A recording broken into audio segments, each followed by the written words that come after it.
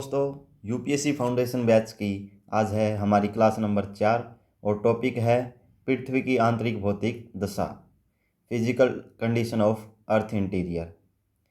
तो ये हमारी चौथी क्लास है। इससे पहले हम पृथ्वी की भौगोलिक दशा एवं उसको जानने के बहुआयामी प्रभाव को हम देख चुके हैं। अब है हमारा पृथ्वी की आंतरिक भौतिक दशा। आशा है कि आप साथ ही साथ नोट्स बना रहे हो और अपनी रिवीजन भी कर रहे हैं। हमारी कोशिश है कि क्लासेज रूटीन में चले और मंडे टू सैटरडे हम क्लासेज पर फोकस करें और अपना सिलेबस जो है वो कंप्लीट करने पर ध्यान दें। और संडे के दिन हम प्रीलिम्स के लिए एमसीक्यू सीरीज स्टार्ट कर रहे हैं, जिसमें हम चैप्टर वाइज एमसीक्यू भी करेंगे और ज्योग्राफी के साथ साथ जो है हिस्ट्री और पॉलिटी के मिक्स एमसीक्यू हम उनकी एक्सप्लेनेशन के साथ कंप्लीट करेंगे। क्लासेज उसमें थोड़ी लंबी रहेंगी क्योंकि हमारा टारगेट है कि प्रीलिम्स 2023 तक हमारी क्लासेज एमसीक्यू जो है हम कंप्लीट करने की कोशिश करें।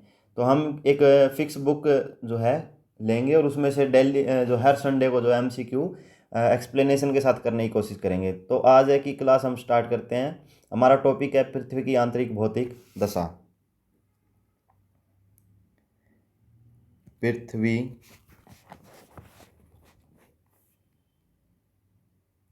की आंतरिक भौतिक दशा। तो इसमें हम सबसे पहले हमारा फिक्स पैटर्न, सबसे पहले हम इसका परिचय देखेंगे। परिचय के अंदर हम देखेंगे कि पृथ्वी की आंतरिक भौतिक दशा का अर्थ क्या है। आंतरिक भौतिक दशा का अर्थ क्या है, दशा का अर्थ क्या है। उसके हम बाद हम देखेंगे इसी में किसका अध्ययन जो है आवश्यक क्यों है। अध्ययन आवश्यक क्यों है, यानी कि पृथ्वी की आंतरिक भौतिक दशा आखिर इसका मतलब क्या है, इसका अर्थ क्या है। तो इसको हम इसके परिचय में देखेंगे। उसके बाद हम इसमें देखेंगे परिचय जानने के बाद इसको जानने के स्रोत क्या क्या हैं। जानने के स्रोत क्या क्या हैं, जानने के स्रोत। उसके बाद अगर इनमें कोई अभिनव विचार है, यानी कि अभी कोई अगर करंट अफेयर में कोई इसके बारे में सुझाव या विचार या कोई एक्सपेरिमेंट किया गया है तो उसके बारे में हम पढ़ेंगे। उसके बाद इसके बहुआयामी लाभ देखेंगे, यानी इसका जानकर हमें क्या लाभ मिल सकता है उसके बारे में हम, और अंत में हम जो है एक छोटा सा निष्कर्ष ड्रॉ कर लेंगे। तो इसके साथ जो है हमारा ये चैप्टर कंप्लीट हो जाएगा। कोशिश करेंगे इसको एक क्लास में करने की, लेकिन क्लासेस थोड़ी बड़ी हो जाएंगी अगर हम एक क्लास में पूरा चैप्टर कंप्लीट करने की कोशिश करेंगे। इसलिए इसको भी हम जो है 2 पार्ट में डिवाइड करके, ताकि एक साथ जो आपके ऊपर बर्डन ना पड़े और थोड़ा थोड़ा करके हम इस सिलेबस को जो है कंप्लीट कर दें। साथ ही साथ संडे को जो एमसीक्यू सीरीज़ रहेगी उसमें इन जो चैप्टर हमारे कंप्लीट हो जाएंगे वहाँ से भी हम एमसीक्यू सीरीज़ वहाँ से भी बनाएंगे, और तथा साथ ही साथ अन्य बुक्स में से भी हिस्ट्री और पॉलिटी के भी क्वेश्चन इसमें लेके चलेंगे। और जो इम्पोर्टेंट क्वेश्चन हो सकते हैं तो उनकी जो एक्सप्लेनेशन में जो अगर कोई इम्पोर्टेंट वो होगा पॉइंट, तो वो भी नोट करते चलेंगे, ताकि हमारे प्रीलिम्स के लिए भी अच्छी तैयारी हो। तथा साथ ही साथ हम मेंस के लिए तो ये कर ही रहे हैं, और इसमें जो है प्रीलिम्स के लिए भी इम्पोर्टेंट सीरीज़ है जो हम लिख रहे हैं, ताकि ये नोट्स जो हैं हमें मेंस में भी काम आएंगे। तो पृथ्वी की सबसे पहले हम देखते हैं परिचय। पृथ्वी की आंतरिक भौतिक दशा, इसका अर्थ क्या है। सबसे पहले वर्ड है आंतरिक और दूसरा वर्ड है भौतिक दशा। आंतरिक यानी कि अंदर का, तो ये हमारी अर्थ हुई। इसके अंदर ये इसका सेंटर, और जो है यानी कि सतह से जैसे हम इसके केंद्र की तरफ जाएंगे, सतह से केंद्र की तरफ जाने पर जो है इसकी गहराई बढ़ती जाएगी, गहराई बढ़ेगी। तथा साथ ही साथ इसकी गहराई कितनी है, इसका केंद्र कितना माना गया है, 6370 किलोमीटर, यानी कि पृथ्वी का जो है केंद्र की गहराई 6370 किलोमीटर मानी गई है। इसके बाद है भौतिक दशाएं क्या क्या है। भौतिक दशा में जो है ताप, दाब, घनत्व, ताप दाब घनत्व, और चट्टानों जो पृथ्वी के आंतरिक भाग में जो चट्टानें हैं उनका, चट्टानों की पदार्थीय अवस्था क्या है? अवस्था यानी कि पृथ्वी के भौतिक दशाओं में आंतरिक मीन्स गहराई यानी अंदर, जितना पृथ्वी के अंदर जाएंगे, और भौतिक दशाओं में ताप, दाब, घनत्व, चट्टानों की पदार्थीय अवस्था, ये पॉइंट लेके चलेंगे। इन दोनों का अर्थ क्या हुआ? इन दोनों का सम्मिलित अर्थ हुआ कि सतह से केंद्र की ओर कितना? 6370 किलोमीटर। सतह से केंद्र की ओर जाने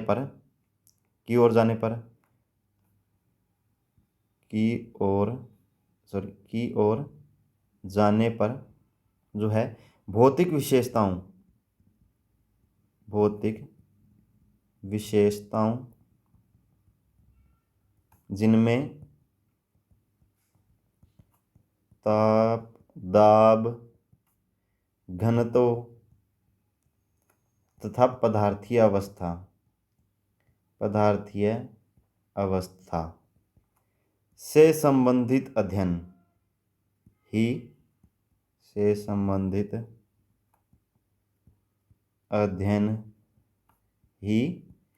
जो है पृथ्वी की आंतरिक भौतिक दशा का मतलब है।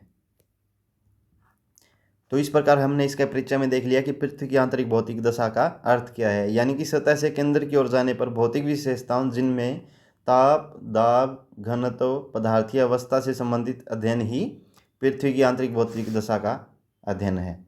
यह अध्ययन आवश्यक क्यों है? क्योंकि जो हमारी पृथ्वी है, इसकी भौतिक विशेषताओं का प्रभाव, यानी कि इसके आंतरिक भाग की भौतिक विशेषताओं का प्रभाव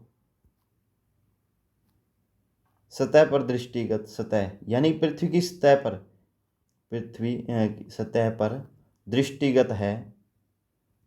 दृष्टिगत यानी कि इसकी आंतरिक भौतिक दशाओं का प्रभाव जो है हमें सतह पर देखने को मिलता है, यानी दृष्टिगत है, जहाँ यह प्रभाव पृथ्वी की सतह पर पाए जाने वाले जैविक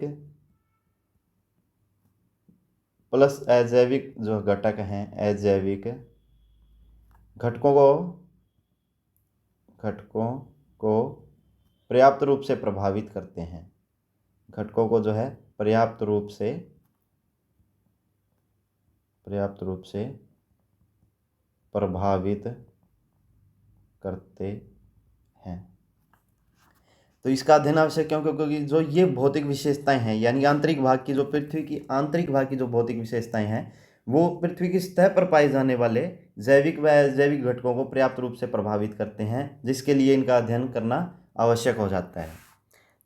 अब हमारा अगला पॉइंट है, ये हमारा पहला पॉइंट हुआ परिचय। उसके बाद हम अगला पॉइंट देखते हैं, इसको जानने के स्रोत क्या क्या हैं, यानी कि पृथ्वी के आंतरिक भाग का अध्ययन करना या उसको देखने के जो है स्रोत क्या क्या हैं। तो हम दूसरा पॉइंट डाल देते हैं यहाँ पे अपना, किस जानने के स्रोत,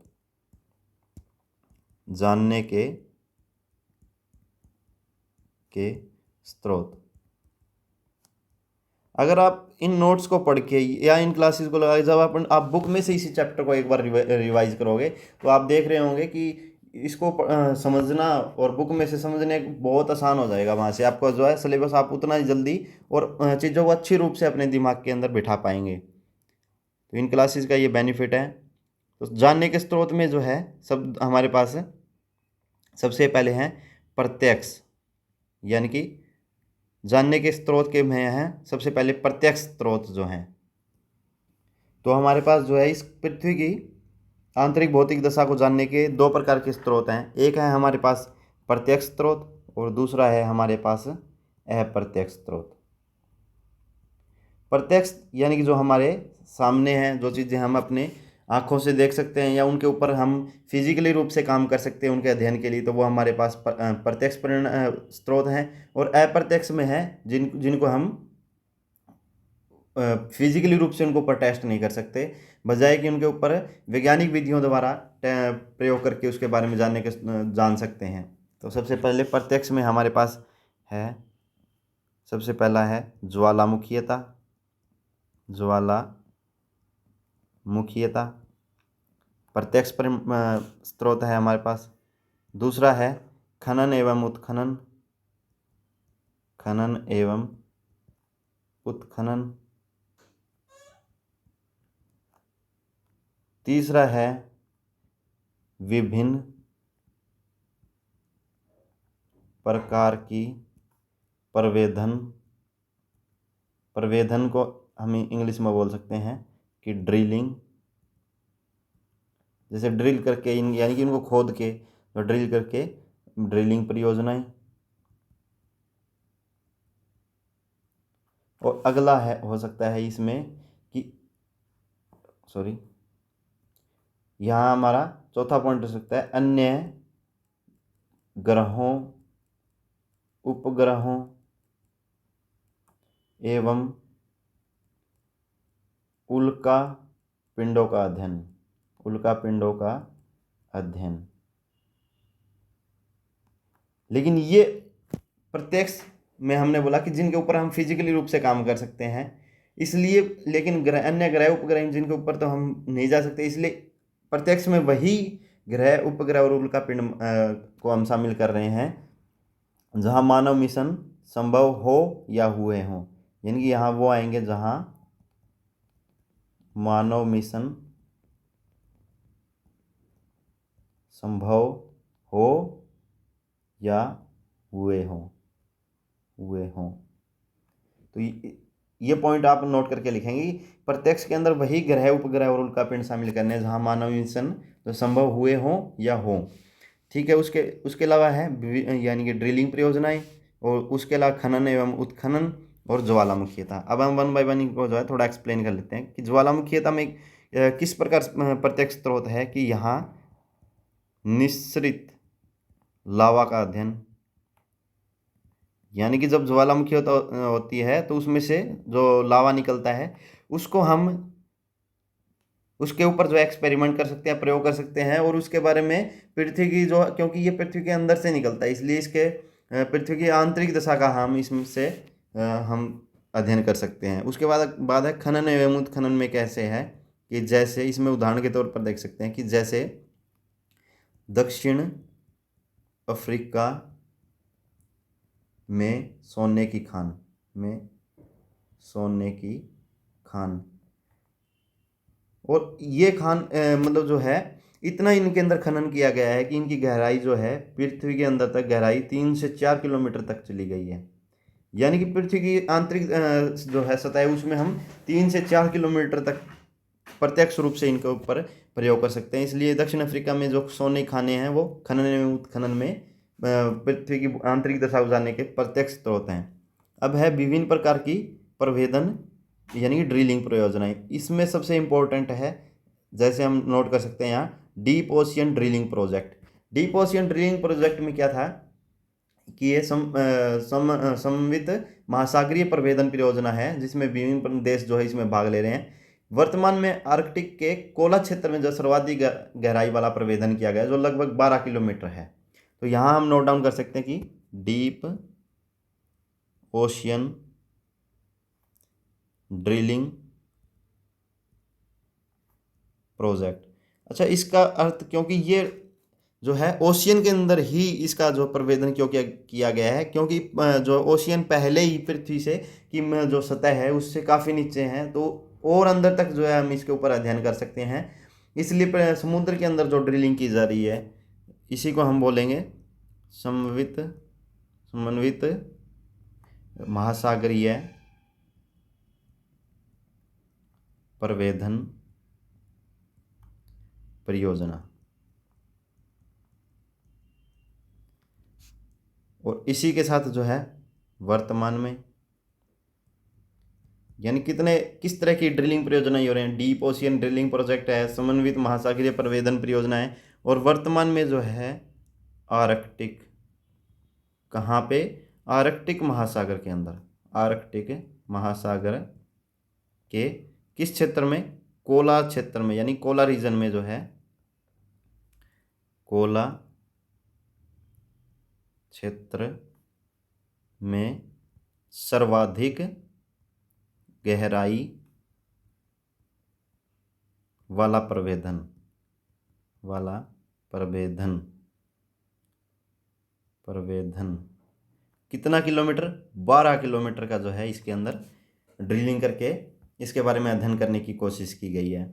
उसके बाद हमारा है अगला पॉइंट, अन्य ग्रहों, उपग्रहों एवं उल्कापिंडों का अध्ययन जहां मानव मिशन संभव हुए हों या ना हुए हों। तो इसको जो है हम नेक्स्ट पेज पे देख लेते हैं, या हम नेक्स्ट पेज चलते हैं, नेक्स्ट पेज पे।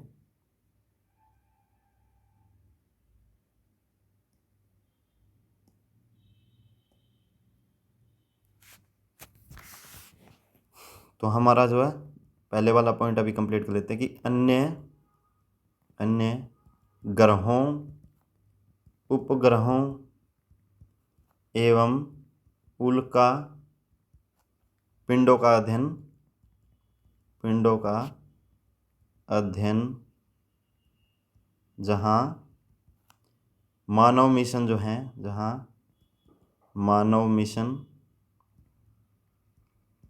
संभव हो या हुए हों, या हुए हों। यानी संभव हो का अर्थ है कि वहाँ पर जो है हमने किन्हीं रोबोट या जो ड्रिलिंग जो है ऑब्जेक्ट उनको भेज के जो वहाँ से मिट्टी वगैरह उठा के या ड्रिलिंग करके जो प्रयोग किए हैं, ऐसे ग्रह, उपग्रह और उल्कापिंडों को इसमें शामिल किया जाता है। यहाँ जो है ग्रह, उपग्रह एवं उल्कापिंड जो हैं ये क्या है कि ये ठोस आकाशीय पिंड हैं, ये ठोस आकाशीय पिंड है। यानी कि जो उल्का पिंड है ये ठोस आकाशीय पिंड है जिसमें जो है, जिसमें फेरियम, फेरस या लोहांस, इन्हीं को जो है हम फेरियम भी बोल सकते हैं, फेरस भी बोल सकते हैं, या लोहांस भी बोल सकते हैं। साथ ही साथ जो है निकल की प्रधानता होती है, निकल की, इन पदार्थों की जो है इसमें प्रधानता होती है। साथ ही साथ ये क्या करते हैं, ये परवलयाकार पथ पर प्रक्रिया करते हैं, पथ पर प्रक्रिया करते हैं। और इनकी किस गति के साथ ये जो परिक्रमा करते हैं, इनकी गति होती है 17 से 32 मीटर पर सेकंड की गति से ये है परवलयाकार पथ पर जो है चक्कर लगाते हैं। उसके बाद जो है मानव मिशन संभव है। इन ग्रहों और उपग्रहों का जो है इनका कारण क्या है, क्योंकि ये प्रत्यक्ष स्रोत किस प्रकार है, क्योंकि पृथ्वी प्लस अन्य ग्रह और उपग्रह जो हैं, अन्य ग्रह और उपग्रह जो हैं, उपग्रह, इनका निर्माण प्रक्रिया जो है, यानी कि निर्माण प्रक्रिया जो है पृथ्वी की, अन्य ग्रह और उपग्रहों की जो निर्माण प्रक्रिया है वो समान है, क्योंकि वो एक समान है, एक ही तरीके से इनका जो है निर्माण हुआ है। इसलिए इनका अध्ययन भी हम इसके प्रत्यक्ष स्रोत के रूप में लिख सकते हैं। और जो है पृथ्वी के का अध्ययन और इनका अध्ययन भी एक ही समान हो जाता है, क्योंकि इनका निर्माण एक तरीके से हुआ है।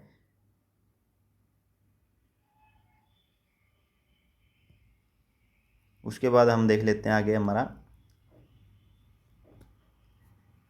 एक अलग से पॉइंट नोट डाउन कर लेंगे, थोड़ा अलग से नॉलेज के लिए इसमें लिख लेते हैं कि जो मिट्टियोर यानी कि उल्कापिंड है, मिट्टियोर यानी कि उल्कापिंड,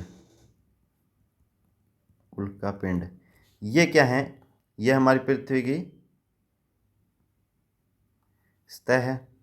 ये उल्कापिंड ऊपर से आसमान में से नीचे आएंगे, नीचे की तरफ आएंगे।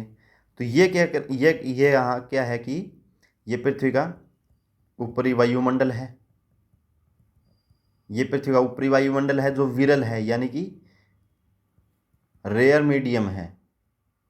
यहाँ क्या है, वायु जो कण है वायु के, या जो छोटे धूलकण है, या वो एक दूसरे से काफ़ी दूर है, तो इसलिए इसको विरल मीडियम बोला गया। जबकि पृथ्वी के जितना नज़दीक आएंगे, जो निचला वायुमंडल है, निचला वायुमंडल, इसमें क्या है कि आपको कार्बन डाइऑक्साइड, नाइट्रोजन, ऑक्सीजन, धूलकण, जल वाष्प, इस तरह के जो आपको पदार्थ मिलेंगे। तो इसके कारण जो क्या है ये सघन हो जाता है, यानी कि यहाँ जो इनके पदार्थ हैं वो नज़दीक नज़दीक नज़दीक होंगे। तो जैसे ये विरल से सघन मीडियम की तरफ आएंगे, विरल से सघन की तरफ आएंगे, इनमें क्या है, घर्षण बढ़ने लगेगा, क्योंकि ये जो है उल्कापिंड जब पृथ्वी की तरफ आएंगे तो जो ये धूल वायु और इन जल वाष्प इनके कण हैं, इससे ये ज़्यादा टकराएंगे, तो इसके कारण जो है इनमें आपस में घर्षण बढ़ जाएगा, और घर्षण बढ़ने के कारण जो है इनका तापमान भी बढ़ेगा, और तापमान बढ़ेगा तो ये क्या होंगे, इतना तापमान अधिक हो जाए कि ये जल उठेंगे, और जब ये जलना स्टार्ट करते हैं इन्हीं को बोलते हैं शूटिंग स्टार, यानी कि टूटता तारा। तो जो टूटते तारे आप कभी कभी देखते हो आसमान में, तो ये और कुछ नहीं बल्कि यही उल्कापिंड है, जो घर्षण के कारण तापमान अधिक हो जाता है तो ये जल उठते हैं। इसके साथ जो है हमारा जानने के जो प्रत्यक्ष स्रोत में हमने देखा, प्रत्यक्ष स्रोत में सबसे पहले हमने ज्वालामुखी था, उसके बाद खनन एवं उत्खनन, जैसे दक्षिण अफ्रीका में सोने की खान जिसकी गहराई 3 से 4 किलोमीटर है। उसके अलावा जो है विभिन्न प्रकार की प्रवेधन परियोजनाएं, यानी कि ड्रिलिंग, जिसमें deep ocean project, drilling project, उसके साथ समन्वित महासागरीय प्रवेधन परियोजना, और वर्तमान में आर्कटिक महासागर के कोला क्षेत्र में किया गया सबसे गहराई वाला प्रवेधन जिसकी गहराई 12 किलोमीटर है। उसके बाद अन्य ग्रहों, उपग्रहों और उल्कापिंड का अध्ययन, जिनमें जो है जहाँ पर मानव मिशन संभव हुए हों। उसके बाद हमने इसके बारे में थोड़ा पढ़ा, इन ग्रहों उपग्रहों और इनको क्यों शामिल किया गया, क्योंकि इनका निर्माण पृथ्वी के समान है, निर्माण प्रक्रिया। उसके बाद उल्कापिंड क्या है कि ये फेरियम, फेरस या लोहांस और प्लस निकल का समायोजन है, जिसमें इनकी प्रधानता होती है। ये परवलयाकार पथ पर प्रक्रिया करते हैं, जिनकी गति 17 से 32 मीटर पर सेकेंड होती है। तो ऊपरी उल्कापिंड जब पृथ्वी पर गिरते हैं तो ये विरल से सघन माध्यम में आते हैं, जिसके कारण घर्षण बढ़ता है और तापमान भी बढ़ जाता है, जिसके कारण ये जल उठते हैं और शूटिंग स्टार के नाम से जाने जाते हैं। अब हमारा अगला पॉइंट है कि इनको जो पृथ्वी की आंतरिक भौतिक दशा को जानने के अप्रत्यक्ष स्रोत क्या हैं। तो यहाँ हमारा अगला पॉइंट लिख लेते हैं, अप्रत्यक्ष स्रोत। अगर आप इन चीज़ों को एक मैप के रूप में माइंड में फिट कर लेंगे तो आपको इसको ज़्यादा बार रिवाइज करने की ज़रूरत नहीं है, बल्कि आप इनको अच्छे से लिख पाएंगे। तो अप्रत्यक्ष में जो है हम सबसे पहले उसी तरीके से एक टेबल टाइप ड्रॉ कर लेते हैं। सबसे पहले हमारे पास है अन्य ग्रह उपग्रह उल्कापिंड पिंडों का अध्ययन। ये वो ग्रह उपग्रह उल्कापिंड है जिन पर मानव मिशन जो है संभव ना हुए हैं, और शायद भविष्य में हो ऐसा भी संभव नहीं है, यानी संभव हो भी सकता है, लेकिन फिलहाल के लिए ये संभव नहीं है। तो ऐसे ग्रह उपग्रह और उल्कापिंडों का अध्ययन जो है अप्रत्यक्ष स्रोत में भी रखेंगे। उसके बाद जो हमारा अगला पॉइंट हो सकता है कि घनत्व के आधार पर, घनत्व पर आधारित प्रमाण। दूसरा है ये किस चीज़ का घनत्व है, ये पृथ्वी की आंतरिक सतहें जो है उनके घनत्व के आधार पर जो है निर्णय ले सकते हैं। उसके बाद हमारा अगला पॉइंट है कि ताप पर आधारित प्रमाण, यानी कि पृथ्वी की जो आंतरिक जो सतहें हैं उनके ताप पर आधारित प्रमाण।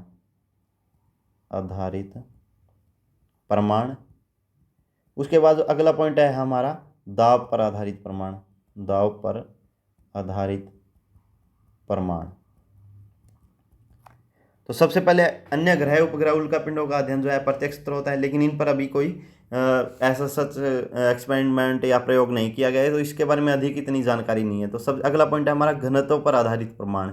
इसमें सबसे पहले इसका परिचय हम देखेंगे कि घनत्व आखिर है क्या चीज़, घनत्व क्या है। उसके बाद पहले घनत्व देख लेते हैं कि क्या है, यानी हमने छोटी क्लास में पढ़ा है कि density is equal to mass upon volume, यानी घनत्व जो है द्रव्यमान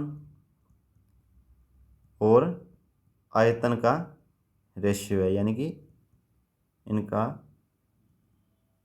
कंपैरिजन है। तो द्रव्यमान बटे आयतन यानी कि घनत्व क्या है, इसमें जो है घनत्व और द्रव्यमान का सीधा रिलेशन है, जबकि आयतन के साथ इसका उल्टा रिलेशन है। उसके बाद पृथ्वी में जो है संपूर्ण पृथ्वी का, ये प्रीलिम्स पॉइंट ऑफ व्यू से इंपॉर्टेंट पॉइंट है कि संपूर्ण पृथ्वी का औसत घनत्व कितना है, जो 5.5 ग्राम पर सेंटीमीटर क्यूब है। 5.5 ग्राम पर सेंटीमीटर क्यूब, यानी कि संपूर्ण पृथ्वी का जो है औसत घनत्व 5.5 ग्राम पर सेंटीमीटर क्यूब। तो इसके बाद क्या है, इसके बाद हमारा ये अर्थ है, ये इसका केंद्र है, और ये इसका हम एक पार्ट ले लेते हैं आंतरिक सतहों का, जिसमें इसको 3 भागों में हमने अपनी पिछली क्लास में ही बांटा था, जिसमें सबसे ऊपर क्रस्ट, उसके बाद मेंटल, और उसके बाद कोर। सबसे आंतरिक भाग को कोर बोला। सबसे ऊपरी परत यानी कि क्रस्ट जो है, क्रस्ट का औसत घनत्व कितना, 2.8 से 3 ग्राम पर सेंटीमीटर क्यूब। संपूर्ण पृथ्वी का 5.5 ग्राम पर सेंटीमीटर क्यूब, जिसमें सबसे पहली परत यानी क्रस्ट का औसत घनत्व 2.8 से 3। उसके बाद है हमारी मेंटल, तो मेंटल का औसत घनत्व जो है ये है आपका 3.5 से 9.2 ग्राम पर सेंटीमीटर क्यूब। उसके बाद जो है कोर का जो है औसत घनत्व ये है 5 से 11 या 13 ग्राम पर सेंटीमीटर क्यूब। इससे में हम देख सकते हैं कि जो है क्रस्ट का घनत्व सबसे कम है, यानी कि 2.8 से केवल 3 ग्राम पर सेंटीमीटर क्यूब तक, लेकिन मेंटल का जो है 3.5 से 9.2 ग्राम, और जबकि कोर का जो है 5 से 11 या 13 ग्राम पर सेंटीमीटर क्यूब। इससे क्या अर्थ निकल सकता है कि गहराई बढ़ने पर जो है घनत्व बढ़ रहा है, यानी कि पृथ्वी गहराई बढ़ने के साथ इसका घनत्व जो है बढ़ रहा है। उसके बाद जो है हम अगला पॉइंट लिखेंगे कि घनत्व पर आधारित जो है हमारे पास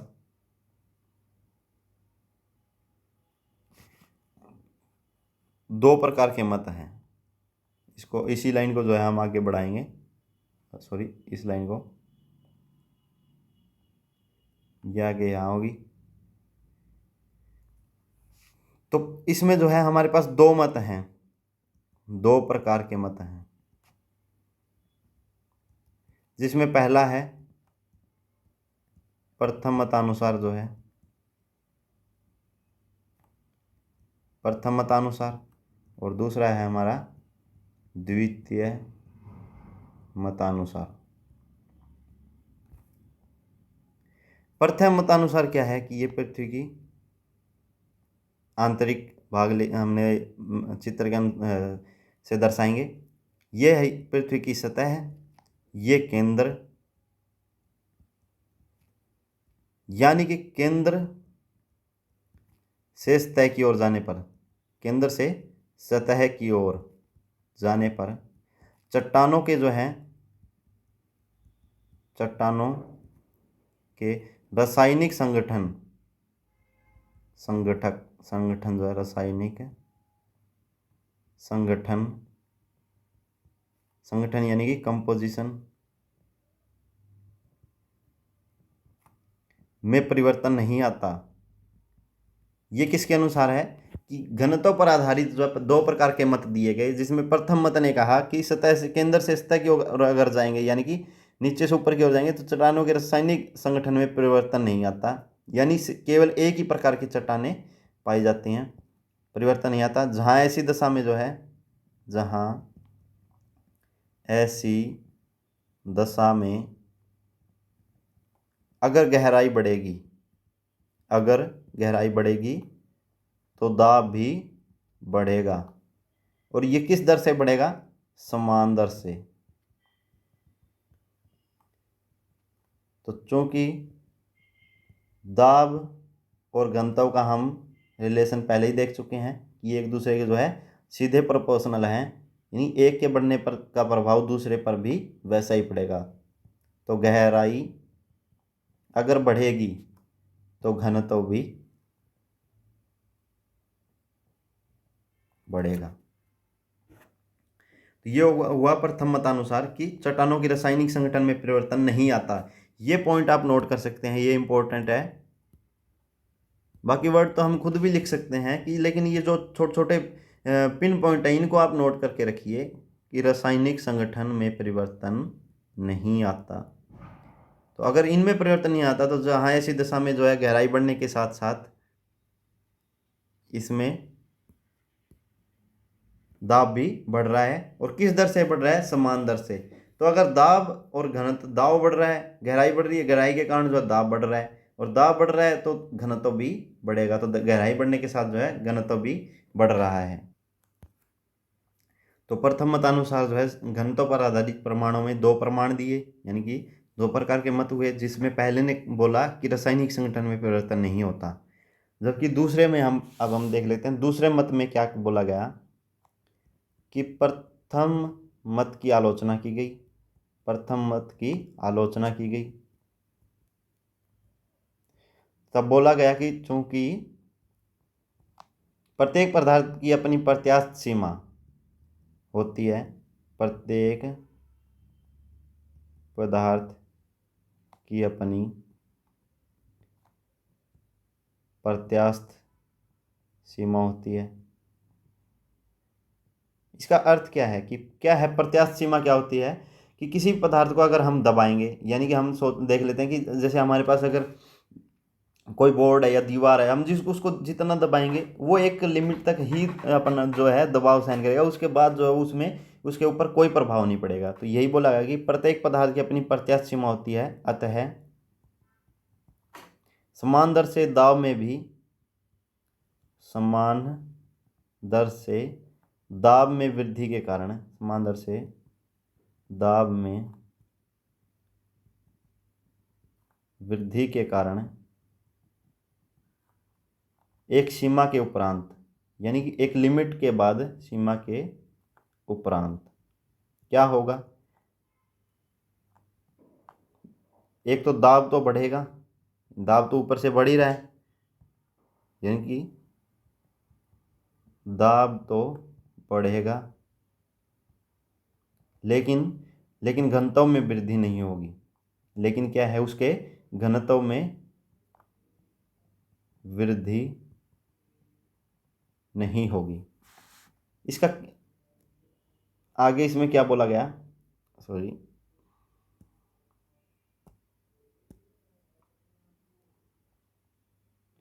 अगली बात इसमें क्या बोली गई? ये पृथ्वी है, सतह से केंद्र की ओर जाने पर, यानी कि सतह से केंद्र की ओर जाने पर क्या हुआ?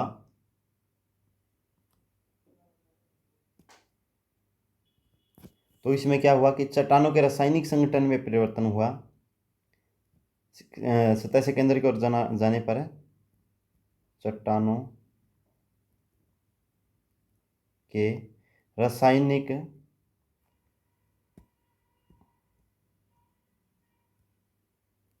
चट्टानों के रासायनिक संगठन में तो परिवर्तन हुआ ही, संगठन में परिवर्तन हुआ जहां जहां अपेक्षाकृत क्या देखा गया कि ऊपरी भाग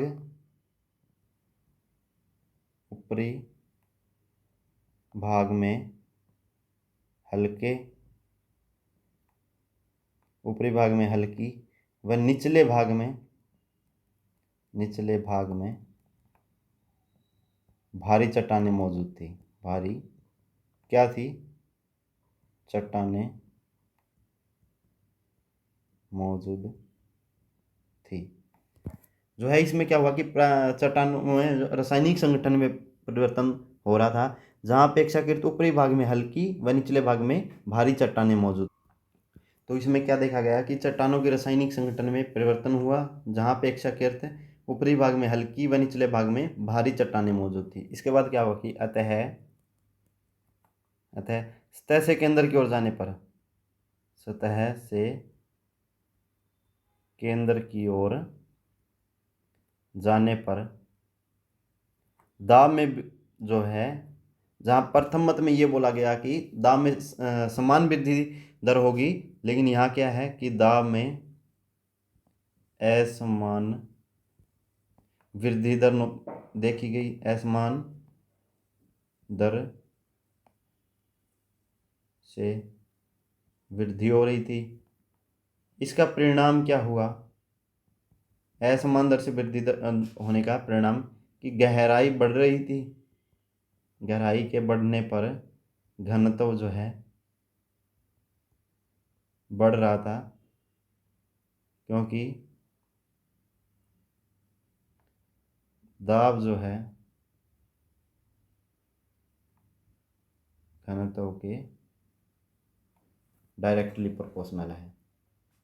तो द्वितीय मत में भी यही बोला गया कि गहराई बढ़ने के साथ जो है घनत्व बढ़ रहा था, लेकिन जो दाब है वो असमान वृद्धि दर मौजूद देखी गई, बजाय की प्रथम मतानुसार में जहाँ बोला गया कि यह समान दर से बढ़ेगा। तो ये था हमारा कि घनत्व पर आधारित परिणामों में, जहाँ ये इस बात का दिखाया गया कि पृथ्वी के जो ऊपरी भाग है उसका घनत्व कम, जबकि निचले भाग का घनत्व अधिक है। इसके बाद हमारा अगला पॉइंट है कि ताप पर आधारित परमाणु पर में क्या इसमें नतीजा निकला। तो अगला पॉइंट हम देख लेते हैं हमारा ताप पर आधारित परमाणु। अगला है हमारा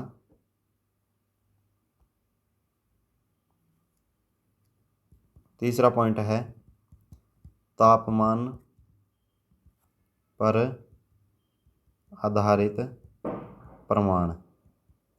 इसके अंदर जो है सबसे पहले बोला गया, ये पृथ्वी की सतह है, ये केंद्र, ये सतह। ये बोला गया कि सतह से केंद्र की ओर जाने पर, यानी कि सतह से केंद्र की ओर जाने पर जो है गहराई बढ़ेगी और तापमान भी बढ़ेगा। लेकिन जहाँ प्रति 32 मीटर की गहराई पर 1 डिग्री सेल्सियस तापमान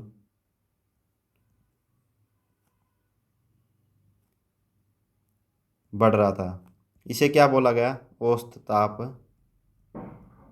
ताप वृद्धि। यानी कि पृथ्वी की सतह से गहराई में जाने पर यह देखा गया कि प्रत्येक 32 किलोमीटर के ऊपर 1 डिग्री सेल्सियस जो है तापमान बढ़ रहा था। ये क्या 1 डिग्री जो है ये औसत ताप वृद्धि दर हो रही थी। इसके बाद अगला क्या था? ये ऊपरी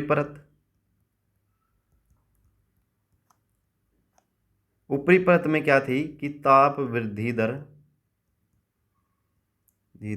अपेक्षाकृत अधिक थी।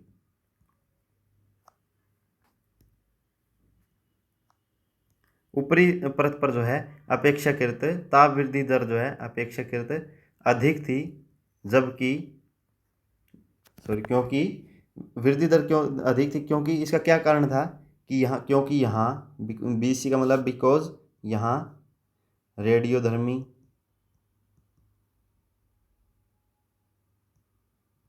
रेडियोधर्मी पदार्थों की उपस्थिति अधिक थी। रेडियोधर्मी पदार्थों की उपस्थिति जो है अधिक थी। कौन से रेडियो धर्मी पदार्थ है यहाँ की? यूरेनियम, उसके साथ साथ प्लूटोनियम और उसके बाद जो है थोरियम। इन पदार्थों की जो है रेडियोधर्मी पदार्थों की उपस्थिति अधिक होने के कारण जो ऊपरी परत का ताप वृद्धि दर अपेक्षाकृत अधिक थी बजाय की निचली परत के। अब हम लिख सकते हैं कि निचली परत में ताप वृद्धि दर जो है, निचली परत में ताप वृद्धि दर अपेक्षाकृत कम है क्योंकि यहाँ रेडियोधर्मी पदार्थ मौजूद की उपस्थिति कम है। रेडियोधर्मी पदार्थों की उपस्थिति जो है कम है, इसलिए गहराई में जाने पर जो है इसके शुरुआत में ताप वृद्धि दर अपेक्षाकृत अधिक है, जबकि जितनी गहराई में हम जाएंगे ताप वृद्धि दर अपेक्षाकृत जो है कम होती जाएगी। तो यहाँ हम नोट डाउन कर सकते हैं कि 8 किलोमीटर तक प्रत्येक 32 मीटर पर 1 डिग्री सेल्सियस जो है तापमान बढ़ेगा। उसके बाद जो है 100 किलोमीटर तक प्रत्येक 1 किलोमीटर पर 12 डिग्री सेल्सियस बढ़ेगा। और उसके बाद जो है 300 किलोमीटर अंदर तक जाने पर प्रत्येक 1 किलोमीटर पर 2 डिग्री सेल्सियस जो है तापमान बढ़ेगा। और 300 डिग्री सेल्सियस के उपरांत प्रत्येक 1 किलोमीटर पर जो है 1 किलोमीटर पर 1 डिग्री सेल्सियस टेम्परेचर बढ़ेगा। यानी कि हम क्या देख पा रहे हैं कि स्टार्टिंग में, शुरुआत में जो है रेडियोधर्मी पदार्थों की उपस्थिति होने के कारण जो है ताप वृद्धि दर अपेक्षाकृत अधिक हो रही है, लेकिन अधिक गहराई में जाने पर जो है ताप बढ़ तो रहा है लेकिन उस गति से नहीं बढ़ रहा जितना शुरुआत में बढ़ रहा था। यहाँ हम देख सकते हैं कि प्रत्येक 32 मीटर पर 1 डिग्री सेल्सियस, इसको आप नोट डाउन कर सकते हैं। ये प्री के लिए आपका इम्पोर्टेंट पॉइंट है कि प्रत्येक पृथ्वी के आंतरिक भाग में जाने पर प्रत्येक 32 मीटर पर कितना तापमान बढ़ रहा है, 1 डिग्री सेल्सियस।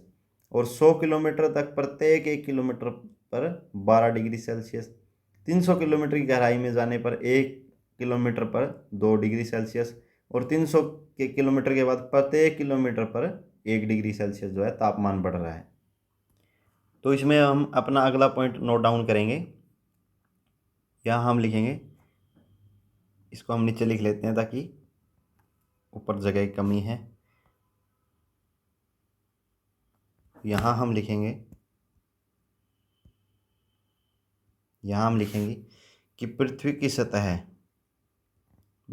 से नीचे जाने पर प्रति 32 मीटर पर जो है 1 डिग्री सेल्सियस का तापमान में वृद्धि होती है। तो लगभग 100 किलोमीटर की गहराई में यानी 32 मीटर पर 1 हुआ तो 1000 मीटर यानी 1 किलोमीटर जब होगा तो 100 को 32 से डिवाइड करेंगे तो लगभग कितना आएगा, 30 के करीब। तो 30 डिग्री सेल्सियस यानी प्रत्येक 1 किलोमीटर पर 30 डिग्री सेल्सियस और 100 पर जो है 3000 लगभग डिग्री सेल्सियस टेम्परेचर हो जाएगा। तो इतने अधिक तापमान पर जो है, इतनी गहराई में तापमान अत्यधिक हो जाएगा। इतना अधिक हो जाएगा कि इसका प्रभाव क्या होगा, चट्टानें जो हैं पृथ्वी के आंतरिक भाग में मौजूद चट्टानें गर्म तो होंगी, साथ ही साथ वो गलित भी होंगी, गर्म गलित अवस्था में होगी। इसका प्रमाण, अब इसका इतनी गहराई में कौन जाकर चेक करेगा कि इस अवस्था में है या नहीं है। तो इसका प्रमाण क्या है, ज्वालामुखीयता इसका स्पष्ट परिणाम है। और ज्वालामुखीयता से जो है लावा जो निकलता है, लावा गर्म गलित अवस्था में है, ये इसका स्पष्ट परिणाम है। यानी कि ज्वालामुखीयता जो है तापमान पर आधारित प्रमाण को स्पष्ट करने के लिए एक महत्वपूर्ण पॉइंट है। तो इसको हम दोबारा देख लेते हैं कि तापमान पर आधारित प्रमाण में क्या बोला गया किस तह से केंद्र की ओर जाने पर गहराई तो बढ़ेगी और साथ ही साथ तापमान भी बढ़ेगा, जहां प्रति 32 मीटर की गहराई पर जो है 1 डिग्री सेल्सियस टेम्परेचर बढ़ेगा, जो औसत वृद्धि दर बोला गया। उसके बाद ऊपरी परत में जो है ताप वृद्धि दर अपेक्षाकृत अधिक है। इसका कारण क्या था? रेडियोधर्मी पदार्थों की उपस्थिति, जिनमें यूरेनियम, प्लूटोनियम और थोरियम है। जबकि निचली परत में ताप वृद्धि दर अपेक्षाकृत कम है, जहां इसका क्या कारण था कि रेडियोधर्मी पदार्थों की उपस्थिति बहुत कम है। उसके बाद हमने देखा कि 8 किलोमीटर तक प्रत्येक 32 मीटर पर 1 डिग्री सेल्सियस, 100 किलोमीटर पर 1 किलोमीटर पर 12 डिग्री सेल्सियस और 300 किलोमीटर तक 1 डिग्री सेल्सियस पर 2 डिग्री, 1 किलोमीटर पर 2 डिग्री सेल्सियस की तापमान वृद्धि, और उसके उपरांत प्रत्येक किलोमीटर पर 1 डिग्री सेल्सियस की तापमान वृद्धि आंकी गई।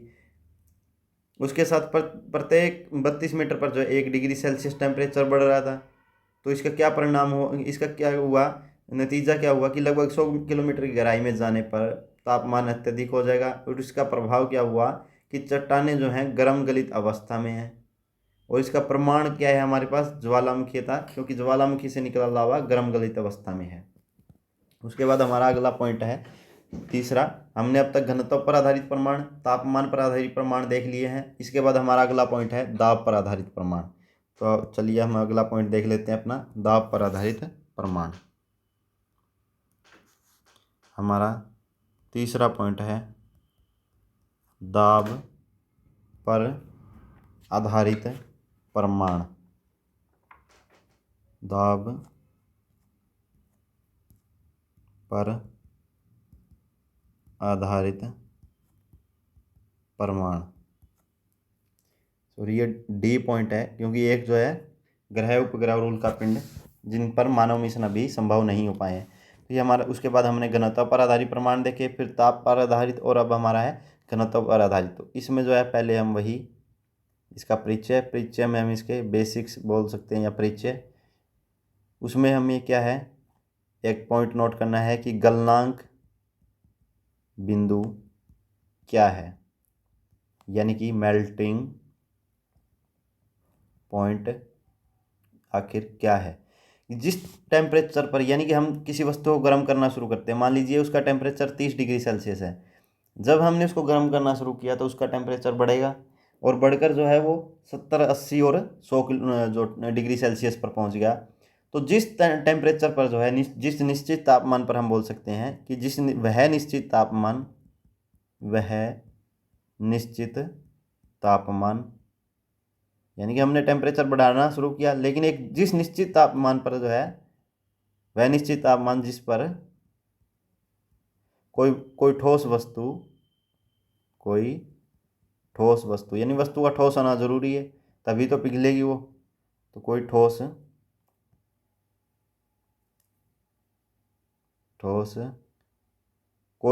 वस्तु पिघलना प्रारंभ कर दे, उसी को क्या बोला गया? उस वस्तु का मेल्टिंग पॉइंट बोला गया। उसके बाद इसमें बताया गया कि जैसे जैसे कि दाब और गलनांक बिंदु जो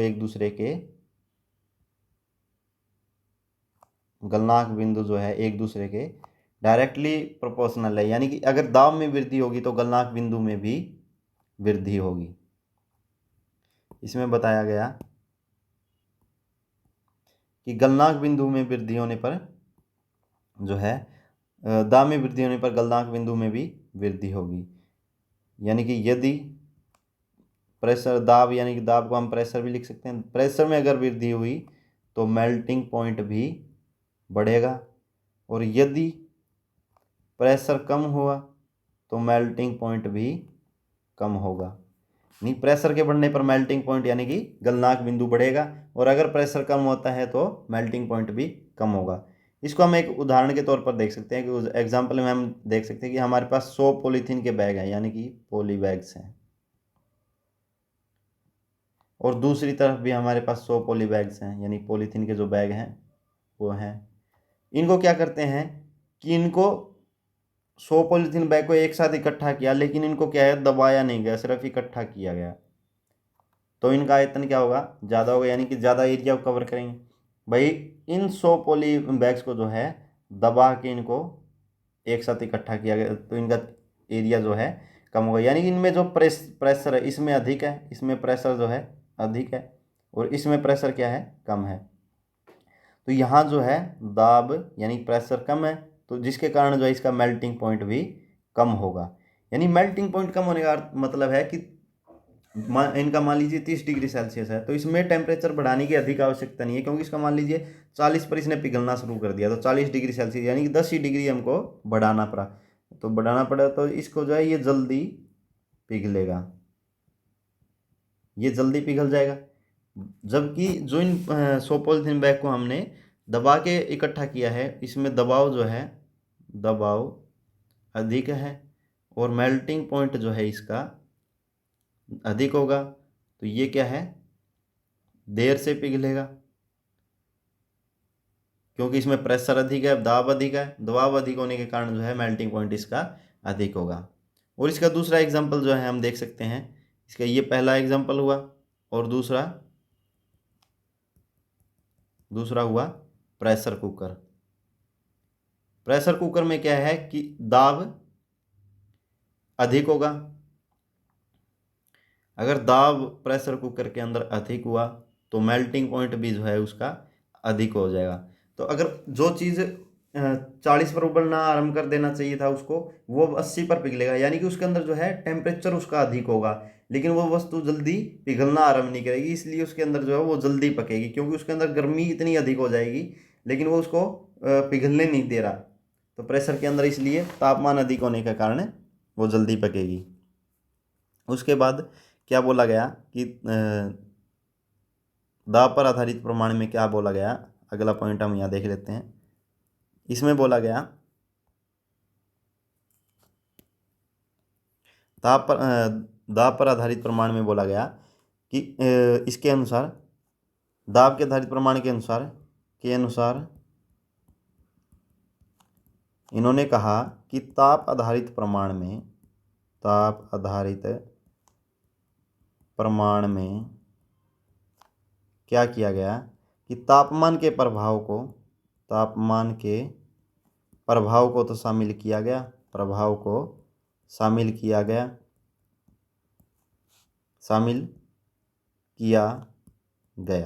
यानी कि जो पिछला हमने पढ़ा कि ताप आधारित प्रमाण में तापमान के प्रभाव को तो शामिल किया गया, लेकिन वहाँ किसको छोड़ दिया गया, लेकिन दाब के प्रभाव को शामिल नहीं किया गया, क्योंकि वहाँ से डायरेक्ट बता दिया कि गहराई बढ़ने के साथ जो है टेम्परेचर में वृद्धि हो रही है, और इतने 32 मीटर जाने, प्रत्येक 32 मीटर पर जो है औसत वृद्धि दर 1 डिग्री सेल्सियस है, लेकिन वहाँ जो है दाब के प्रभाव को शामिल नहीं किया गया, इसलिए दाब के आधारित प्रमाण में इन दोनों को शामिल करके जो है रिजल्ट दिया गया। यहाँ क्या था कि ये पृथ्वी की सतह और आंतरिक भाग में जाने पर ये पॉइंट ए मान लेते हैं, ये बी, ये सी और डी, यानी कि ये यहाँ क्या हो रहा है कि गहराई बढ़ रही है। अगर गहराई बढ़ रही है तो उसके साथ साथ जो है दाब भी बढ़ रहा है, लेकिन दाब बढ़ने के साथ साथ एक चीज़ और क्या हो रही है कि गलनांक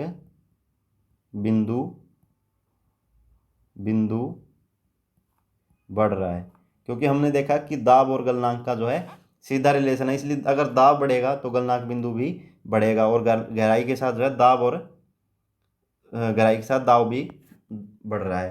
तो गलनांक बिंदु अधिक होने का मतलब हुआ कि वस्तु अब जल्दी नहीं पिघलेगी, क्योंकि उस टेम्परेचर तक पहुंचना उसको अब ज़्यादा समय लगेगा। जो वस्तु पहले 80 पर पिघल जानी चाहिए थी, अब वो 100 पर पहुंचेगी, तो उसको 20 डिग्री सेल्सियस और बढ़ाना पड़ेगा टेम्परेचर, तो वस्तु जो है देर से पिघलेगी।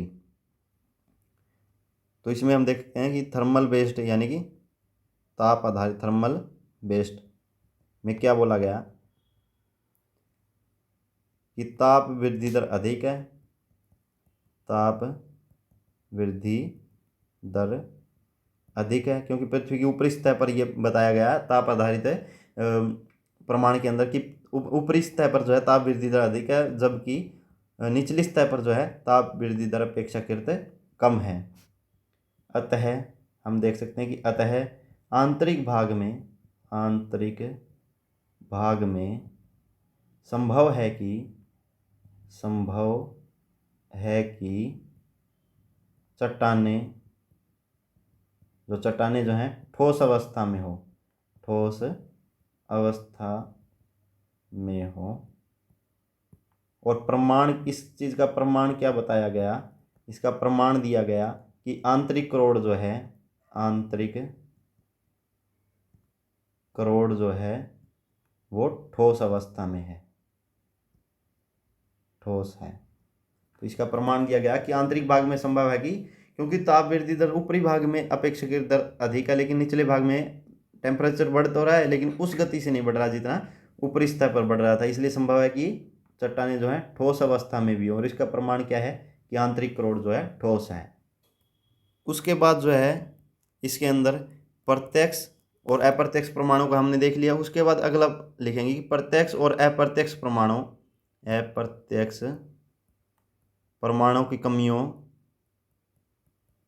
परमाणु की कमियों को जो है कि के अंदर कमियां मिली, लेकिन इन कमियों को जो है दूर करने के लिए, कमियों को दूर करने हेतु एक वैज्ञानिक विधि का सहारा लिया गया, जिसे बोला गया सूक्ष्म वैज्ञानिक विधि, जिसे बोला गया सूक्ष्म वैज्ञानिक विधि। तो अगला हमारा पॉइंट है सूक्ष्म वैज्ञानिक विधि, इसके बारे में हम देखेंगे। और अंत में जो है पूरी क्लास का एक रिवीजन लेके चलेंगे ताकि ये हमारे माइंड में एक मैप की तरह फिट हो जाए। तो अब हमारा अगला पॉइंट है सूक्ष्म वैज्ञानिक विधि। तो हमारा जो है अगला पॉइंट है सूक्ष्म वैज्ञानिक विधि। इसके अंदर क्या बताया गया सूक्ष्म वैज्ञानिक विधि के अंदर, इसे जो है इसमें भूकंप शास्त्र पर आधारित है। ये किस पर आधारित है? भूकंप शास्त्र पर आधारित है। यानी कि ये पृथ्वी की सतह हुई, ये सतह है, और ये इसकी गहराई कितनी 6370 किलोमीटर। और यहाँ तक जो है, यहाँ तक जाने पर ऊर्जा जो है, ऊर्जा विमुक्त हो रही थी। किस रूप में? तरंगों की रूप में ऊर्जा जो है विमुक्त हो रही थी, तरंगों की रूप में। और इन तरंगों को किससे मापा गया? सिस्मोग्राफ से, सिस्मोग्राफ द्वारा मापा गया। सिस्मोग्राफ से इसका अध्ययन किया गया। सिस्मोग्राफ क्या है? भूकंप की तीव्रता मापने के लिए एक यंत्र है, जिस पे आधार पर ये देखा गया पृथ्वी के केंद्र पर जो है ऊर्जा विमुक्त हो रही थी। किस रूप में? तरंगों के रूप में, जिसे सिस्मोग्राफ से अध्ययन किया गया। और इसी के आधार पर इसे नाम दिया गया भूकंप शास्त्र। और भूकंप शास्त्र पर आधारित एक विधि कौन सी दी गई? सूक्ष्म वैज्ञानिक विधि, जिसका यूज पृथ्वी की आंतरिक भौतिक दशा को जानने के लिए किया गया। अब हम देख लेते हैं कि इसमें क्या बताया गया कि भूकंपीय तरंगों की विशेषताओं के आधार पर इसका विश्लेषण किया गया। विशेषताओं के आधार पर क्या बताया गया कि भूकंपीय तरंगे दो तरह की हैं। कौन कौन सी? पिंड तरंगे जिन्हें बॉडी वेव्स बोला गया। और दूसरी थी सतही तरंगे जो केवल सतह पर गमन करती हैं। लेकिन हमें देखना है कि पृथ्वी की आंतरिक दिशा में जाना है, लेकिन ये पृथ्वी के आंतरिक जो है भाग में गमन ही नहीं कर रही हैं तरंगे, इसलिए इनके बारे में हम अध्ययन नहीं करेंगे। हमें सिर्फ पिंड तरंगों को देखेंगे। तो इन्हें लिखेंगे कि ये तरंगे जो पृथ्वी के आंतरिक भाग में गमन करती हैं, आंतरिक भाग में संचरित होती हैं या गमन करती हैं, संचरित होती हैं। इन्हें दो आधार पर बांटा गया, जिन्हें पहली को बोला गया पी वेव्स और दूसरी एस वेव्स। यानी कि पी मीन्स प्राइमरी, यानी कि प्राथमिक तरंगे, और एस मीन्स सेकेंडरी यानी द्वितीयक तरंगे बोला गया। जहाँ एस वेव्स यानी कि एस से हम सॉलिड से भी ध्यान रख सकते हैं, वैसे एस का सेकेंडरी बनेगा सेकेंडरी वेव्स, लेकिन एस से हम सॉलिड को भी देख सकते हैं। तो ये केवल क्या है, ये केवल ठोस भाग में गति करते हैं, ठोस में। तो जो इस प्रकार जो है भूकंपीय तरंगों को पिंड तरंगे और स्थायी तरंगों के रूप में बांटा, और पिंड तरंगे जो पृथ्वी के आंतरिक भाग में संचरित होती हैं, तथा पिंड तरंगों को भी हमने दो भागों पी वेव्स और एस वेव्स में बांटा।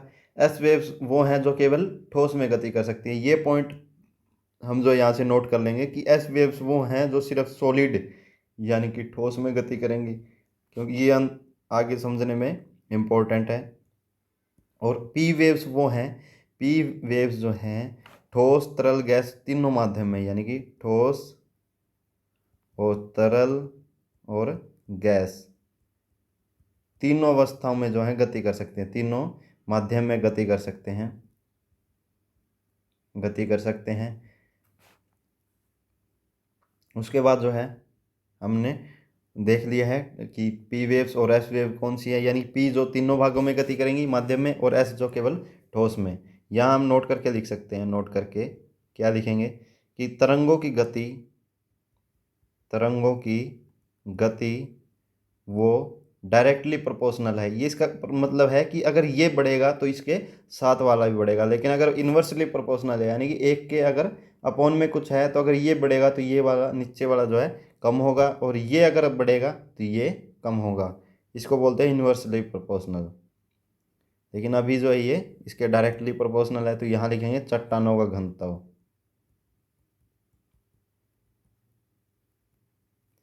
ये हमने पढ़ा भी है छोटी क्लासों में कि अगर वस्तु ठोस है तो उसमें गति जो है तरंगे अधिक तेज गति से, जैसे ध्वनि तरंगे हैं ये साउंड वेव्स अधिक तेज गति से गति करेंगे। इसलिए क्या है कि तरंगों की गति अगर बढ़ेगी तो चट्टाने, इसका अर्थ होगा कि चट्टाने का घनत्व जो है अधिक है। इसके साथ साथ एक पॉइंट लिखेंगे कि समांग माध्यम अगर होगा, यानी एक समान अगर माध्यम है तो तरंगे जो हैं सीधी गति करेंगी, तरंगे जो हैं सीधी होंगी, सीधी गति करेंगी।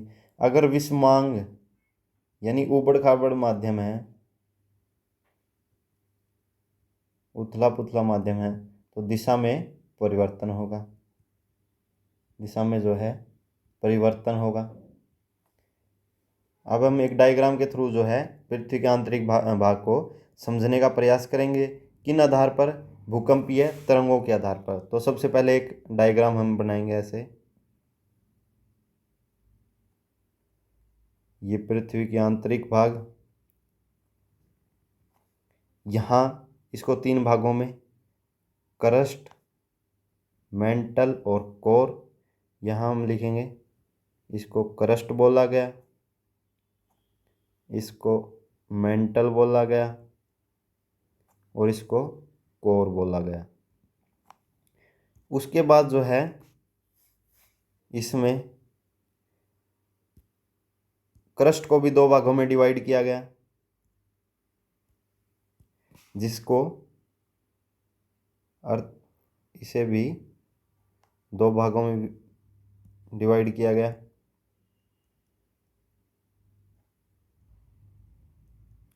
क्रस्ट को, उसी तरह मेंटल को दो भागों में डिवाइड किया, उसी तरह कोर को दो भागों में डिवाइड किया, और इन्हें अलग अलग नाम दिए गए। जहाँ ऊपरी भाग को जो है यहाँ से यहाँ तक के भाग को अपर क्रस्ट बोला गया, निचली को लोअर क्रस्ट बोला गया। उसके बाद मेंटल को भी दो भागों में, जहाँ ऊपरी भाग को अपर मेंटल, निचले भाग को लोअर मेंटल बोला गया। लेकिन कोर में जो है इसे आउटर कोर और अंदर वाले भाग को इनर कोर बोला गया। इस तरह से जो है इनको डिवाइड किया गया। लेकिन जो ये जो बीच वाला क्षेत्र है, यानी कि ये जो संक्रमित क्षेत्र बोलेंगे इसको भी अलग से नाम दिया गया। इन्हें क्या नाम दिए गए, वो हम देख लेते हैं।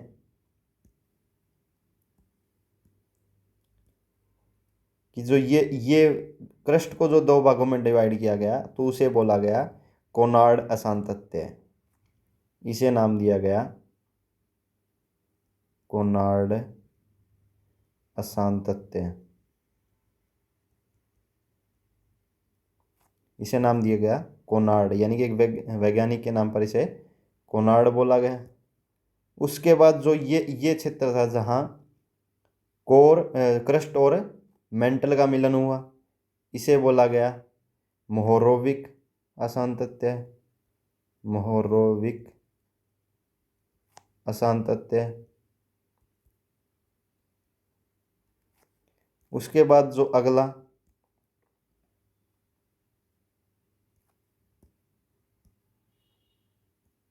उसके बाद जो जहाँ अपर मेंटल और लोअर मेंटल का मिलन हुआ, यानी कि ये जो संक्रमित क्षेत्र था, इसे बोला गया रिपीति रिपीति असांतत्य। उसके बाद जहाँ मेंटल और कोर यहाँ ये मिले, इसे बोला गया गुटेनबर्ग। ये प्रीलिम्स पॉइंट ऑफ व्यू से इंपॉर्टेंट है, गुटेनबर्ग असांतत्य। उसके बाद जहाँ आउटर कोर और इनर कोर को जहाँ मिलन हुआ, इसे बोला गया लेहमन। इसे बोला गया लेहमन असांतत्य। यानी कि जहाँ अपर क्रस्ट और लोअर क्रस्ट को कोनार्ड असांतत्य, लोअर क्रस्ट और अपर मेंटल मोहोरोविक, अपर मेंटल और लोअर मेंटल के बीच के रिपीति, और लोअर मेंटल और आउटर कोर के बीच के क्षेत्र को गुटेनबर्ग असांतत्य, और आउटर कोर और इनर कोर के मिलन भाग को लेहमन असांतत्य बोला गया। उसके बाद क्या देखा गया कि जो ये क्षेत्र था, यानी कि अपर क्रस्ट वाला जो भाग था, यहाँ पी और एस वेव्स जो हैं, एस वेव्स प्रेजेंट थी, लेकिन इनकी गति जो है अपेक्षाकृत कम थी। और इसी के साथ जो है निचले भाग यानी कि लोअर क्रस्ट में भी देखा गया कि पी और एस जो वेव्स हैं वो प्रेजेंट हैं, यानी कि प्रेजेंट है, और साथ ही साथ इनकी गति भी जो है अधिक है। इसका क्या परिणाम निकला? इसका निष्कर्ष ये निकला, क्या निष्कर्ष निकला कि संपूर्ण क्रस्ट ठोस चट्टान, क्योंकि जो है पी और एस वेव्स वहीं गति करेंगे। एस वेव्स की खासियत क्या है? पी वेव्स तो सॉलिड, लिक्विड और गैस तीनों माध्यम में गति करेंगी, लेकिन एस वेव्स जो हैं केवल सॉलिड में गति करेंगी। इसका मतलब ठोस हैं तभी तो ये गति कर पा रही हैं। इसलिए क्रस्ट, संपूर्ण क्रस्ट जो है क्रस्ट ठोस चट्टानी परत के रूप में है, जहां निचले क्रस्ट का घनत्व जो है अधिक है। ये अधिक किस बेस पे बोला गया? क्योंकि घनत्व अधिक होने के कारण ही यहाँ इनकी गति जो है अधिक है। उसके बाद अपर मेंटल में और लोअर मेंटल में देखा गया। अपर मेंटल में क्या देखा गया कि पी और एस वेव्स जो हैं प्रेजेंट हैं, प्लस गति जो है इनकी कम है। लेकिन निचले भाग में पी और एस वेव्स जो हैं प्रेजेंट है और गति जो है अधिक है। इसका भी क्या निष्कर्ष निकला? इसका भी निष्कर्ष ये निकला कि यह भाग भी ठोस है, भाग भी ठोस है। साथ ही साथ निचले भाग यानी कि लोअर मेंटल, निचले भाग का घनत्व अधिक है। इसके बाद देखा गया, यहाँ हम एक नीचे लिखेंगे, आउटर कोर में क्या देखा गया कि पी वेव्स जो हैं वो प्रेजेंट हैं, गति जो है इनकी गति कम है, और एस वेव्स जो हैं यहाँ विलुप्त हो गई थी। यानी कि पी वेव्स तो प्रेजेंट थी लेकिन एस वेव्स जो हैं विलुप्त हो गई। इसका निष्कर्ष ये निकाला गया, इसका क्या निष्कर्ष निकला कि तरल अवस्था में है कौन, आउटर जो कोर है यह तरल अवस्था में, क्योंकि अगर ठोस होती तो सेकेंडरी वेव्स भी यहाँ मिलती, लेकिन नहीं थी, इसका मतलब यह तरल अवस्था में है। और घनत्व जो है अपेक्षाकृत, घनत्व जो है, घनत्व अपेक्षाकृत कम है। उसके बाद देखा गया इनर कोर में कि पी और एस वेव्स जो हैं दोनों मौजूद हैं, तथा साथ ही साथ इनकी गति जो है ऊपर की सभी लेयर की अपेक्षा सर्वाधिक है। इसका अर्थ ये निकला कि यह सर्वाधिक, ये ठोस तो है ही है, साथ में सर्वाधिक घनत्व वाली ठोस परत है। कौन सी? इनर कोर ठोस परत है। इसके बाद हमारा बचा एक लेयर और बची, वहाँ इससे अलग रिजल्ट निकला। वहाँ क्या देखा गया, ये क्षेत्र था अपर मेंटल और लोअर मेंटल के बीच का क्षेत्र, ये एरिया, ये वाला क्षेत्र। इसका नतीजा कुछ अलग था। जहाँ अपर मेंटल में जो है दोनों वेव्स मौजूद थी और गति कम थी, नीचे भी दोनों वेव मौजूद थी और गति अधिक थी, जिसके कारण निचले भाग का घनत्व अधिक बताया गया। लेकिन बीच वाले भाग में ये क्या हुआ, यहाँ लगभग मध्यवर्ती भाग में, लगभग मध्यवर्ती भाग में क्या हुआ, मध्यवर्ती भाग में क्या देखा गया कि पी वेव्स जो हैं मौजूद हैं, प्लस गति कम है, गति जो थी कम थी। लेकिन एस वेव्स जो हैं, एस वेव्स ये विलुप्त थी, ये विलुप्त थी। इसका अर्थ क्या हुआ कि घनत्व जो है कम है।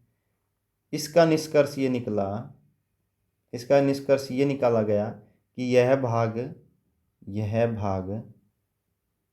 जो है सुगठ्य अवस्था, यानी कि सुगठ्य अवस्था, जिसको हम, और इसको हम बोल सकते हैं कि पिघली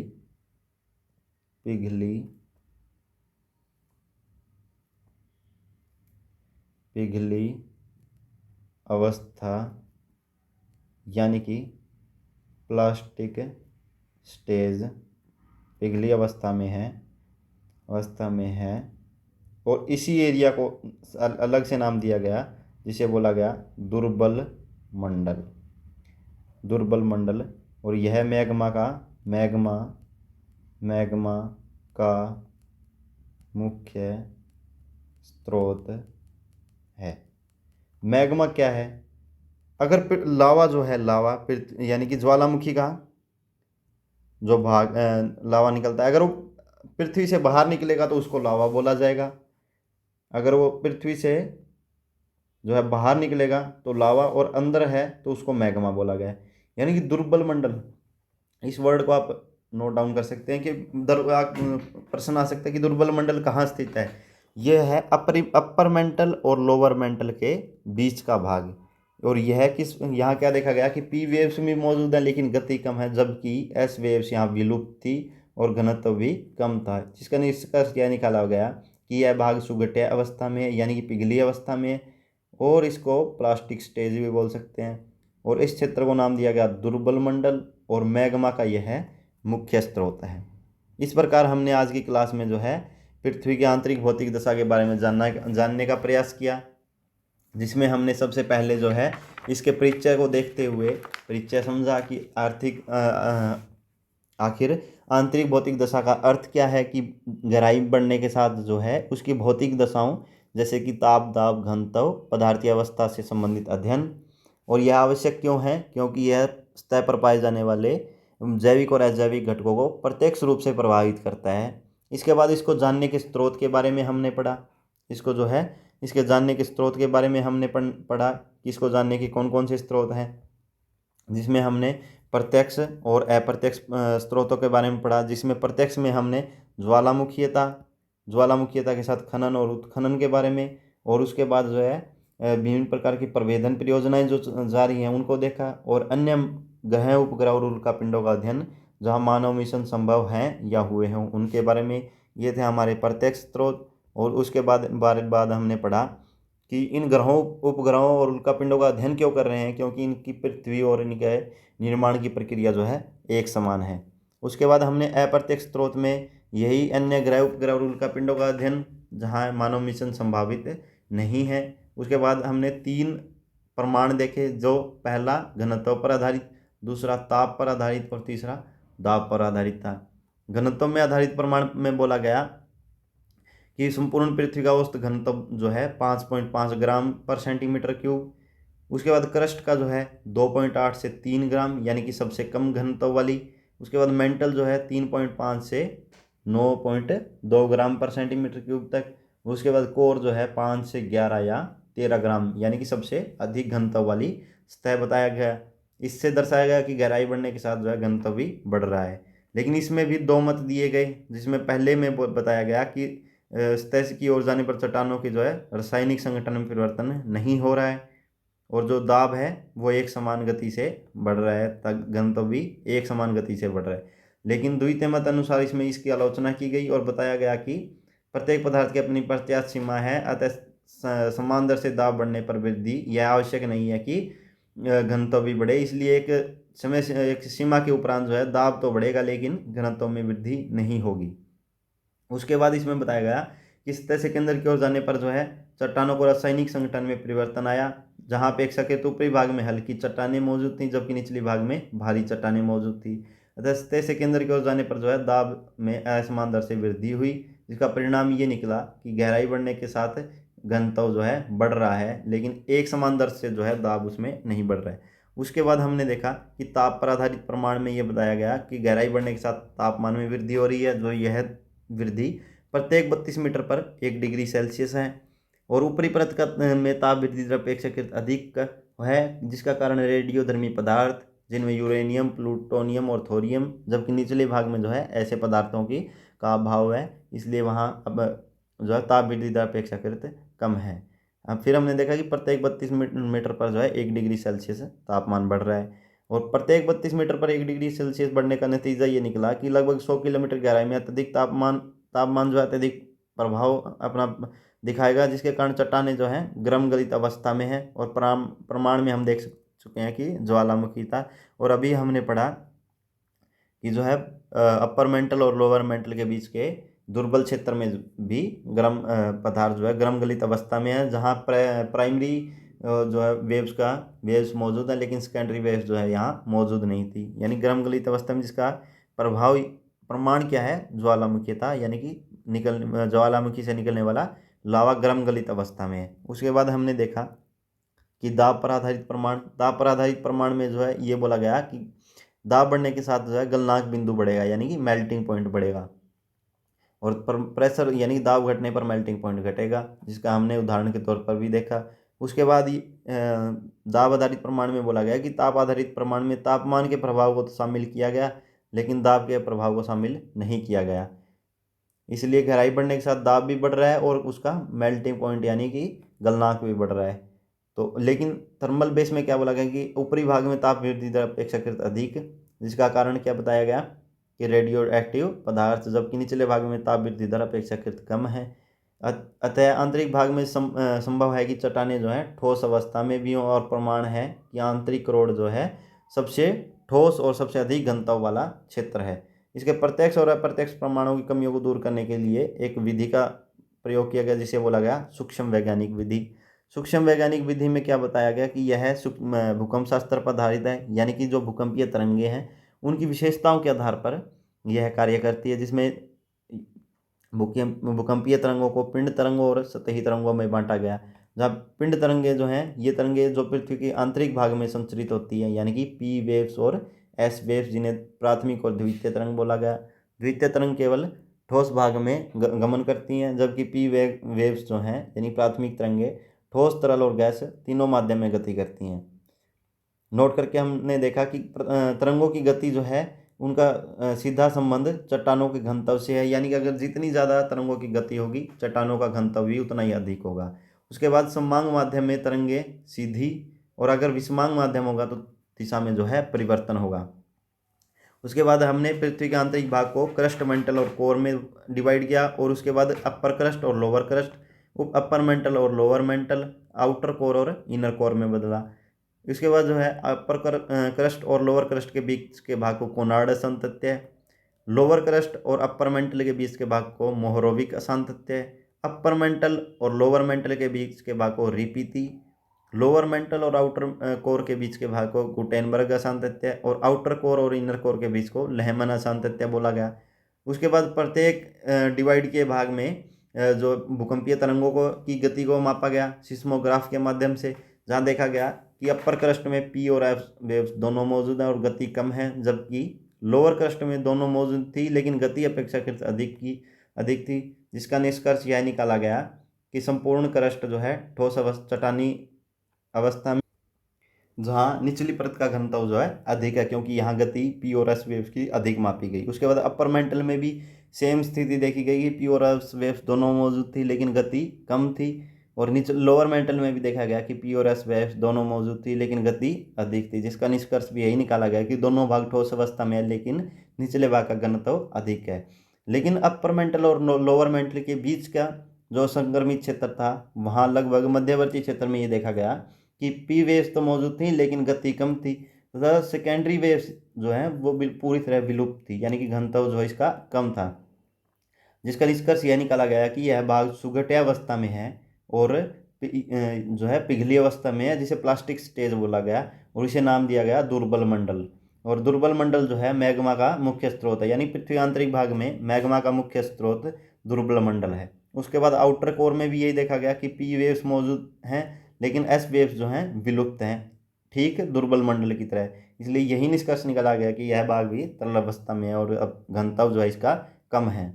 और इनर कोर में देखा गया कि पी और एस वेव्स दोनों विद्यमान थी लेकिन इनकी गति जो है सर्वाधिक है, इसलिए यह निष्कर्ष निकाला गया कि सर्वाधिक घनत्व वाली ठोस परत कौन सी है, इनर कोर को बोला गया। इस प्रकार हमने जो है आज का हमारा ये टॉपिक पूरा किया कि पृथ्वी की आंतरिक भौतिक दशा आखिर किस प्रकार है। उसके बाद जो है अगली क्लास में हम देखेंगे कि इस भूकंप शास्त्र के आधार पर पृथ्वी के आंतरिक भाग को किस प्रकार बांटा गया है तथा उनकी क्या क्या विशेषताएं हैं। कल की क्लास में हमारा ये जो है टॉपिक पूरा हो जाएगा। उसके बाद हम अगला चैप्टर स्टार्ट करेंगे कि भू संचलन, यानी कि अर्थ की मूवमेंट, जो अर्थ के ऊपर जो मूवमेंट हो रही है वो किस प्रकार हो रही है।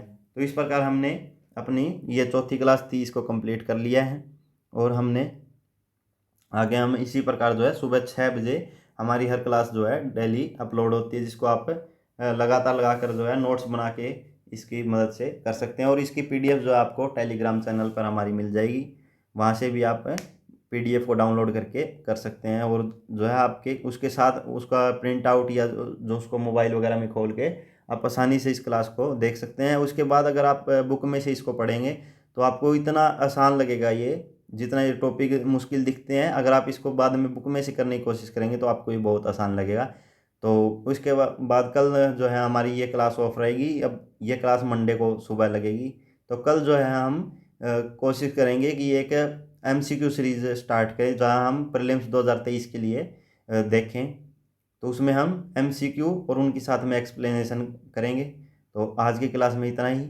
Thank you very much.